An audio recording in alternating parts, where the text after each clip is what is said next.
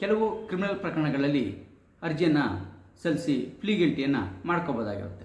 ಈ plea guilty ಅನ್ನೋದು ಕೆಲವು ದಂಡ ವಿಧಿಸುವಂಥ ಪ್ರಕರಣಗಳಿಗೆ ಮಾತ್ರ ಅನ್ವಯ ಆಗುತ್ತೆ. ಈ ದಂಡ ವಿಧಿಸೋದು ಆ ಒಂದು ಪ್ರಕರಣದ ತೀವ್ರತೆ ಹೇಗಿರುತ್ತೆ ಅನ್ನೋದರ ಮೇಲೆ ದಂಡ ಮತ್ತು ಶಿಕ್ಷೆಯನ್ನು ವಿಧಿಸಲಾಗುತ್ತೆ.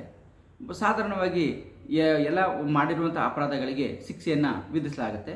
ಇನ್ನು ಕೆಲವು ಘೋರ ಅಪರಾಧಗಳು ಅಥವಾ ಹೆಚ್ಚಿನ ಒಂದು ತೀವ್ರತೆಯನ್ನು ಹೊಂದಿರುವ ಪ್ರಕರಣಗಳಲ್ಲಿ ಶಿಕ್ಷೆ ಮತ್ತು ದಂಡ ಎರಡನ್ನೂ ಕೂಡ ವಿಧಿಸಲಿಕ್ಕೆ ಕಾನೂನಿನಲ್ಲಿ ಅವಕಾಶ ಇರುತ್ತೆ. ಹಾಗೆ ಇನ್ನು ಕೆಲವೊಂದು ಕೇಸ್ಗಳಿಗೆ ಪಿಟಿ ಕೇಸ್ಗಳಿಗೆ ಬರೀ ದಂಡವನ್ನು ಮಾತ್ರ ವಿಧಿಸೋದಕ್ಕೆ ಅವಕಾಶ ಇರುತ್ತೆ.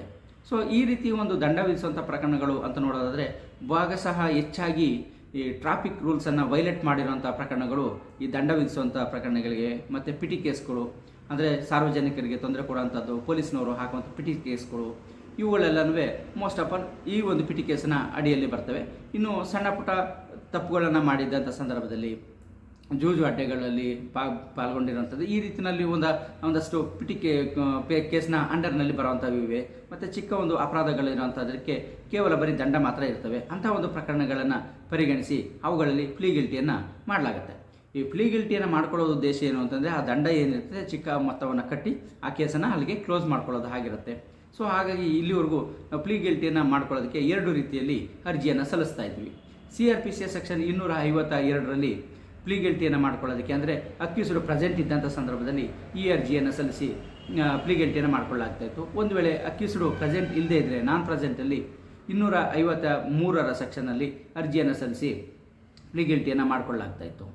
ಆದರೆ ಈಗ CRPC ಇಲ್ಲ, ಜುಲೈ 1ರಿಂದ CRPC ಇರೋದಿಲ್ಲ. ಸೊ ಹಾಗಾಗಿ ಇನ್ನು ಮುಂದೆ BNS ಆ್ಯಕ್ಟ್ನ ಅಡಿಯಲ್ಲಿ ಅರ್ಜಿಯನ್ನು ಸಲ್ಲಿಸಬೇಕಾಗಿರುತ್ತೆ. ಸೊ ಹಾಗಾಗಿ ಈ ಒಂದು ಪ್ಲೀ ಗಿಲ್ಟಿಯನ್ನು ಮಾಡಿಕೊಳ್ಳುವಾಗ ಅರ್ಜಿಯನ್ನು ಸಲ್ಲಿಸುವಾಗ ಅಕ್ಯೂಸ್ಡ್ ಪ್ರೆಸೆಂಟ್ ಇದ್ದರೆ ಅಂಥ ಸಂದರ್ಭದಲ್ಲಿ BNSS ಆ್ಯಕ್ಟ್ನ ಸೆಕ್ಷನ್ 275ರ ಅಡಿಯಲ್ಲಿ ಅರ್ಜಿಯನ್ನು ಸಲ್ಲಿಸಬೇಕಾಗಿರುತ್ತೆ.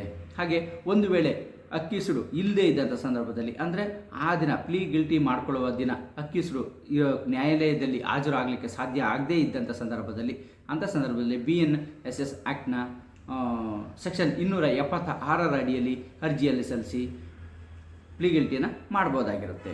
ಸೊ ನಮ್ಮ ಒಂದು ಚಾನಲ್ಗೆ ನೀವಿನ್ನೂ ಸಬ್ಸ್ಕ್ರೈಬ್ ಆಗಿಲ್ಲ ಅಂತ ಸಬ್ಸ್ಕ್ರೈಬ್ ಆಗಿ, ಹಾಗೆ ಬೆಲ್ ಬಟನ್ ಪ್ರೆಸ್ ಮಾಡಿ. ಕಾನೂನಿನ ಅರಿವು ಎಲ್ಲರಿಗೂ ಸಿಗುವಂತಾಗಲಿ. ನಮ್ಮ ವಿಡಿಯೋ ನಿಮಗೆ ಇಷ್ಟ ಆಗಿದ್ದರೆ ಲೈಕ್ ಮಾಡಿ, ಎಲ್ಲರಿಗೂ ಶೇರ್ ಮಾಡಿ.